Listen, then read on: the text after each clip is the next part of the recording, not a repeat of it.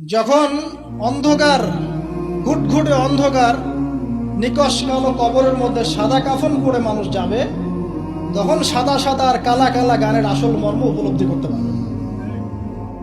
যখন সাদা কাফন পরে অন্ধকার, নিকশ কালো অন্ধকার কবরে মানুষ যাবে না, ওই মোমেন্ট যখন মুনকার এবং নেকিরের সাথে দেখা হবে, নাকিরের সাথে মালাকুল মউতের সাথে সাক্ষাৎ হবে, তার আগে লাশ নিয়ে যাবে আর সে বলবে, কোথায় নিয়ে যাচ্ছ আমাকে, কোথায় নিয়ে যাচ্ছ? ভয়ে আটকে উঠবে।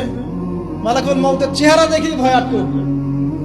সারা জীবন তো দিনের পরোয়া করে নাই, নামাজ কালামের তো খবর নাই, ইসলামকে 5 পয়সা মূল্যায়ন করে না, এবং ইসলামকে ধ্বংস করার জন্য, মুসলিম সমাজের মধ্যে অশ্লীলতা ছড়িয়ে দেওয়ার জন্য এই কাজগুলো করে বেড়াচ্ছে। যখন এই অবস্থা তাদের হবে এবং কবরে প্রশ্নগুলো করা হবে এবং হাতুড়ি দিয়ে পিটানো হবে, 70 গজ মাটির নিচে যখন আত্মা যাবে সিজ্জিনে, তখন বুঝে আসবে কোনটা সাদা ছিল আর কোনটা কালো ছিল।